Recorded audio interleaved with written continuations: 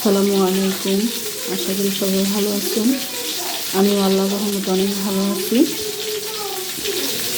আজকে আমার বাবা আমার বাসায় আসছে। তো বাবা মার প্রতি, সন্তানের প্রতি বাবা মার প্রতি টান, যদিও সন্তান যদি বয়স হয়ে যায় তারপরে তার ভালোবাসা সেই ছোটোবেলার মতোই থাকে। তো আজকে আমার বাবা আসছে, দেখেন আমার জন্য কী কী নিয়ে এসেছে। এটা হচ্ছে লাউ শাক,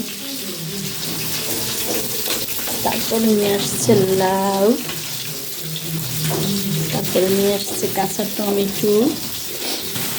আমার মা সিদ্ধ করে পাঠিয়ে দিচ্ছে কচুর শাক, তারপরে চালের গুঁড়ো, তারপরে এটার ভিতরে আসছে কি, এটার ভিতরে আসছে আতপ চাল, এগুলো পাঠিয়েছে কি শ্যামাই, তারপরে এখানে শ্যামাই আমসত্ব হাতে বানানো শ্যামাই আছে, তারপরে আমার মা পাঠাইছে শুকনো মরিচ।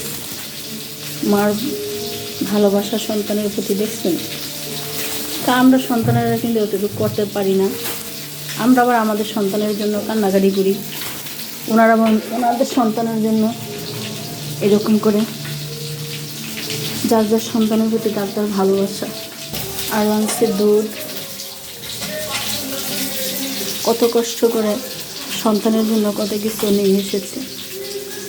বাবা মার কি ভালোবাসা, তার যার বাবা মা নেই তারাই বোঝে বাবা মার কষ্ট, যাদের আছে তারা বোঝে না বাবা মার ভালোবাসা। তো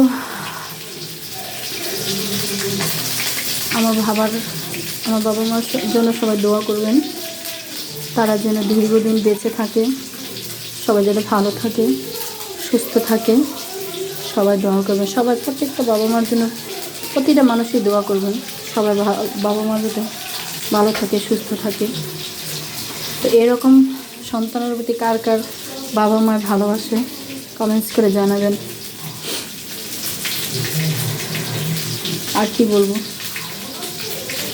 বাবা মার ভালোবাসা আমরা কখনো দিতে জানি না, কিন্তু আমরা যতই বয়সে যাই কিন্তু ওনারা কিন্তু আমরা যে সন্তান সে ছোটোবেলার মতোই কিন্তু ওনারা আমাদেরকে আদর করতে চায়, কিন্তু আমরা পারি না।